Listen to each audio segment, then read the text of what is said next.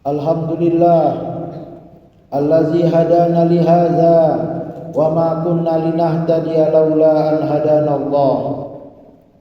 Asyhadu an la ilaha illallah wahdahu la syarikalah wa asyhadu anna Muhammadan abduhu wa rasuluh la nabiyya ba'dah.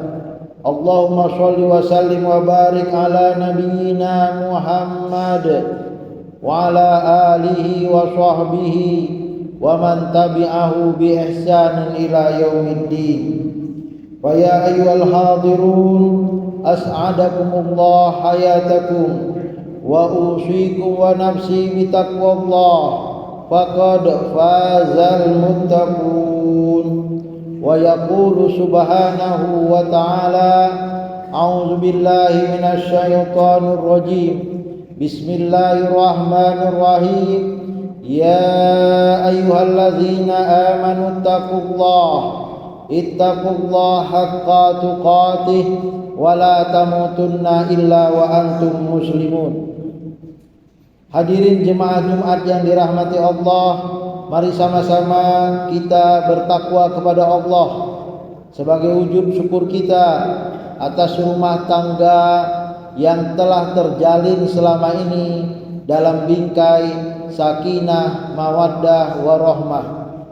Salawat dan salam kita sampaikan kepada Nabi Muhammad sallallahu alaihi wasallam, uswatun kita, teladan kita bagaimana mewujudkan baiti jannati, rumahku adalah surgaku.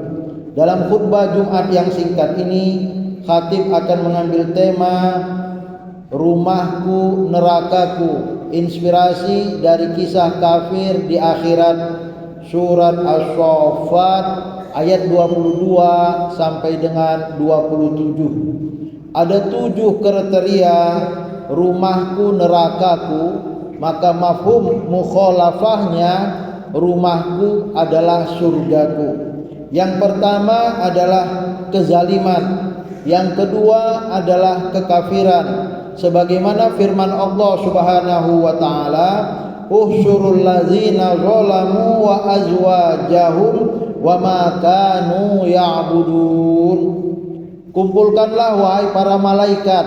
Allah berfirman kepada para malaikat, uhsyuru, kumpulkanlah para malaikat di padang mahsyar, alladzina zalamu, orang-orang yang zalim, wa azwajahum, beserta pasangan hidupnya.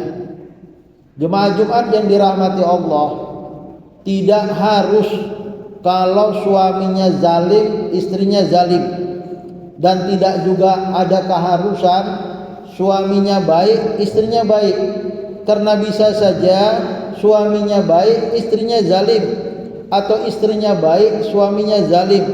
Tapi kenapa Allah Subhanahu wa taala berfirman, usyurul ladzina zalamu wa azwajahum, kumpulkanlah di padang mahsyar orang-orang zalim bersama pasangan hidupnya.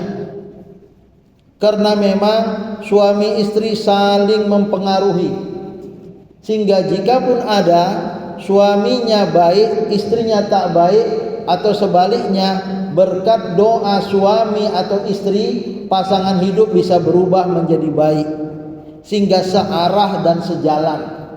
Atau kebalikannya, ada suami yang tak baik atau istri yang tak baik berhadapan dengan pasangan hidupnya yang baik, rupanya lebih dominan yang tak baik ini, sehingga terjadilah kezaliman di rumah tangga itu. Yang dulunya berjilbab akhirnya buka jilbab, yang dulunya sholat sebelum berumah tangga akhirnya tak sholat. Atau kebalikannya, yang dulunya mabuk-mabukan setelah bertemu dengan wanita soleha akhirnya menjadi hamba Allah yang taat. Maka suasana menjadi neraka.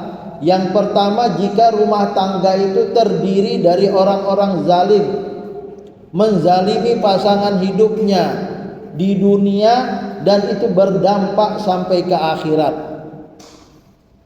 Tidak ada kejujuran, dusta di sana sini, dan itu berbahaya dalam membangun hubungan rumah tangga. Anak-anak tak percaya kepada ayah emak, cukup syarat untuk dihinakan ayah emak di mata anak-anak. Atau bahkan suami istri sering berperang, begaduh, cukup syarat buat orang tak respect dengan rumah tangga itu. Maka yang pertama, Allah Subhanahu wa taala memberi nomor adalah kezaliman. Nomor duanya kekafiran. Seharusnya nomor satu kafir, nomor dua zalim. Tapi kenapa kok nomor satu zalim, nomor dua kafir? Jangan sampai orang yang beriman ini melakukan tindakan kezaliman. Bisa saja baik ibadahnya dengan Allah, tapi rusak hubungannya antar sesama, terutama dengan istri dan suami, atau suami atau dengan anak-anaknya, atau bahkan dengan jiran tetangga. Maka ini rumah tangga yang tak baik.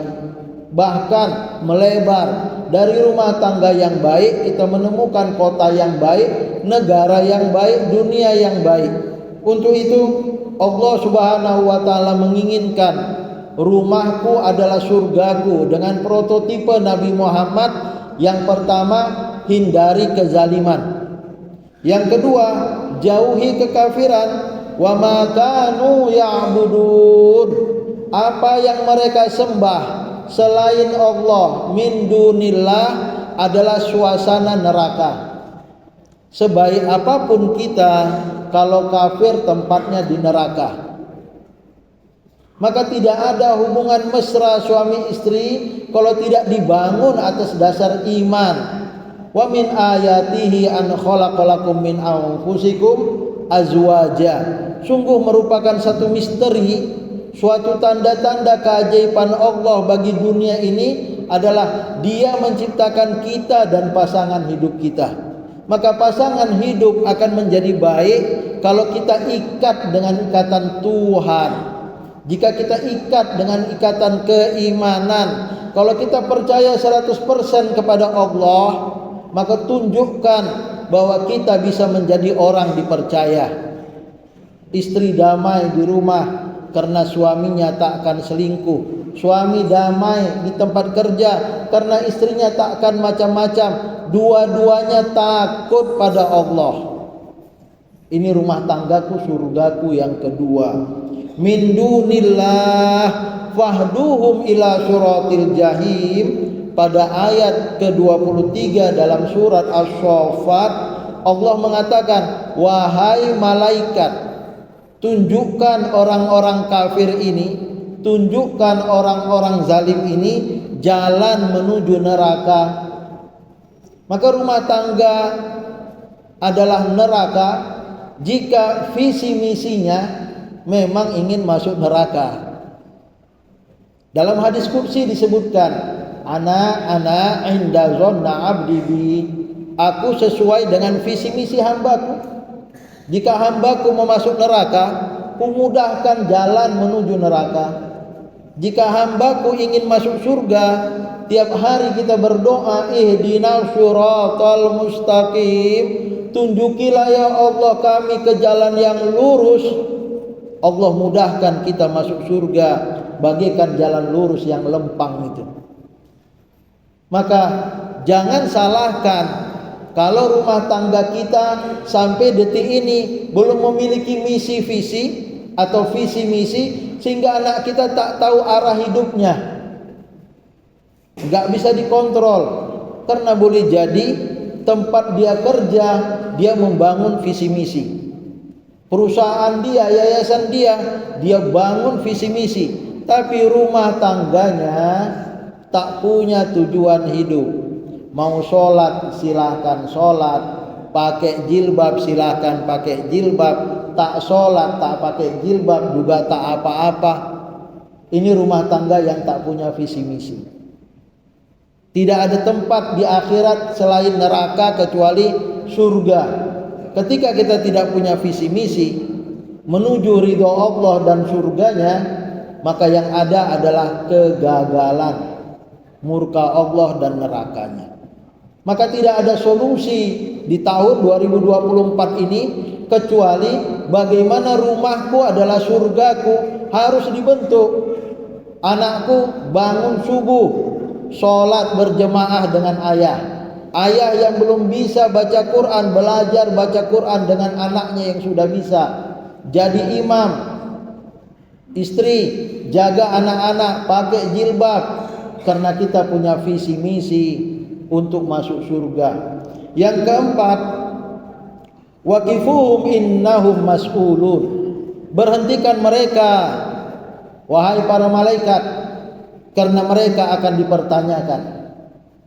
Jemaah Jumat yang dirahmati Allah, Allah bisa saja memasukkan kita begitu kita meninggal hari ini masuk surga, atau orang kafir meninggal hari ini masuk neraka.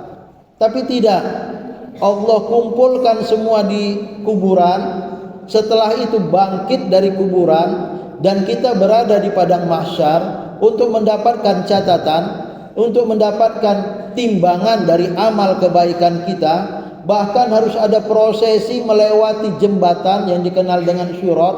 Yang jahat kafir masuk neraka, yang baik beriman masuk surga. Kenapa ini dilakukan? Waqifuhum innahum mas'ulun. Berhentikan mereka untuk mendapatkan buku catatan dan timbangan. Kenapa? Karena Allah sayang kepada yang beriman.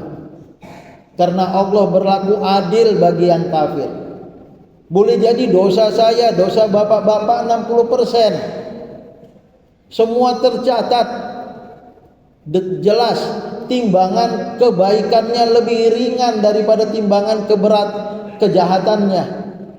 Tapi berkat Rahman dan Rahim Allah, karena istighfar taubat yang kita lakukan, kita tak bisa mundur ke belakang, tapi kita bisa menjilat dosa, kejahatan, kemaksiatan kita dengan memperbanyak sedekah, istighfar dan taubat hingga 60% itu habis. Yang 40% itu Allah lipat gandakan. Allah ingin mempertunjukkan kasih sayangnya di hadapan kita, sehingga kita perlu berhenti sejenak untuk melihat bagaimana kalkulasi kehidupan kita dari amal baik dan amal buruk itu. Maka selanjutnya yang keempat, bagaimana rumahku adalah surgaku? Maafkanlah. Tak ada manusia yang sempurna. Tuhan saja, Allah saja memaafkan dosa kita yang bahkan mungkin 90% bisa masuk surga tanpa transit di neraka. Karena istighfar dan ampunan yang terus menerus kita sampaikan, taubatan nasuha. Masa hanya kesalahan sedikit tak ada maaf bagimu wahai Dinda, tak ada maaf bagimu wahai Abangda. Ini rumah tangga nerakaku. Rumahku akan menjadi surgaku kalau kita bisa berlapang hati, berlapang dada. Ini yang keempat.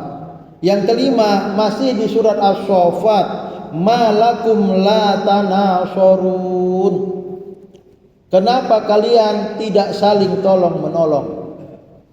Rumah tangga akan menjadi neraka kalau suami tak peduli pada istri, istri tak becus mengurus suami, ayah emak tak pandai mendidik anak, dan anak tak respek kepada ayah emak.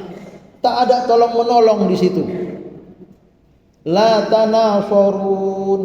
Maka akan menjadi bahagia rumah tangga kita. Walaupun kita punya asisten rumah tangga, ada waktu-waktu tertentu ayah membantu anak, anak bekerja sama dengan ayah, emak membantu adik, si adik membantu ayah dan emaknya. Ada kerjasama. Alangkah indahnya liburan itu jika kita hibur keluarga kita dengan saling tolong menolong. Wa ta'awanu 'alal birri wat taqwa wa la ta'awanu 'alal itsmi wal 'udwan. Ayo kita bekerja sama di lingkungan rumah tangga kita dalam rangka mewujudkan kebaikan. Ayah emak mau naik haji, uang ayah emak kurang, adik-adik kita kumpulkan uang yuk, supaya ayah emak bisa bersama-sama naik haji. Ini keluarga yang harmonis dari ayah emak yang mengajarkan bagaimana tolong menolong. Inilah dia kehidupan, dan inilah dia Al-Quranul Karim yang ke-6 dan ke-7. Bal humul yauma mustaslimun. Bahkan mereka pada hari itu pasrah dalam kondisi dan keadaan. Jemaah Jumat yang dirahmati Allah, rumah tangga yang sakinah, mawaddah, warahmah, bukan simsalabim duduk manis langsung jadi. Ada usaha, ada effort, ada sa'i. Bagaikan Siti Hajar dengan Nabi Ibrahim, ditinggalkan sang suami, tinggal bersama anak bayi yang bernama Ismail. Tidak kemudian berdoa meratap di depan Ka'bah, teganya suamiku meninggalkan aku sendirian. Tidak, Siti Hajar tak pernah mengeluh, tak pernah meratap, ditinggalkan tanpa ada rumah, apalagi HP ataupun ATM. Selama ini perintah Allah, saya siap wahai suami. Ada usaha yang kemudian dalam peristiwa haji dan umroh dikenal dengan sa'i. Usaha, sa'i antara Safa dan Marwah. Tidak putus asa dan menyerah pada kondisi dan alam. Lari dari Safa dengan mensucikan diri Safa ke Marwah, balik bolak-balik sampai 7 kali putaran. Laisa lil insani illa ma sa'a. Apa yang dilakukan oleh rumah tangga yang harmonis, yang sakinah, yang surgaku ini, Allah berikan kepada mereka air yang begitu terkenal dengan istilah Zam-Zam. Bukan di Bukit Safa, bukan juga di Bukit Marwah, tapi di dekat Ka'bah, di dekat tembok kita di belakang ini. Kalau dia berada di Mekah, disinilah dia air Zam-Zam itu. Di bawahnya ada sumur. Di sini dulu Nabi Ismail dan emaknya mendapatkan air pertama, dan air itu tak kering sampai sekarang. Ada usaha. Rumah tangga sehancur apapun, kalau bertanggung jawab suami dan istri, takkan mati kelaparan. Dan yang terakhir, wa aqbala ba'duhum ala ba'din yatasaalun. Berhadap-hadapan mereka untuk saling bantah membantah, caci memaki, hujat menghujat. Inilah dia suasana neraka. Sudah tersiksa fisiknya, tersiksa pula batinnya. Gara-gara kau aku masuk neraka. Tidak, gara-gara kaulah yang buat aku masuk neraka. Disalahkannya temannya, disalahkan setannya, disalahkan ayah emaknya, disalahkan anak-anaknya. Karena memang suasana tidak saling tolong menolong. Bahkan suasana yang ada di dalamnya, suasana saling caci memaki. Dingin pun AC masjid ini, kalau kita begaduh panas. Gak ada enaknya rumah tangga yang dibangun dengan caci maki. Maka dengan demikian dapat kita ambil kesimpulan 7 kiat bagaimana mewujudkan rumahku adalah surgaku, sakinah, mawaddah, warahmah. Pertama, jangan lakukan kezaliman terhadap diri, pasangan hidup, anak-anak dan keluarga. Yang kedua, jadikan iman sebagai mercusuar. Baca Al-Quran, tegakkan sholat. Jadilah orang yang dekat dengan Allah, baik dengan sesama. Yang ketiga, jadikan visi misi rumah tangga kita betul-betul saya ingin masuk surga. Jika masuk surga kita ikut, jika masuk neraka jangan ikut. Yang keempat, tebarkan kasih sayang kepada orang-orang yang kita cintai. Karena semuanya tidak bisa diselesaikan dengan materi. Ada kasih sayang yang lebih dahsyat dari sekedar kucuran harta minus kasih sayang.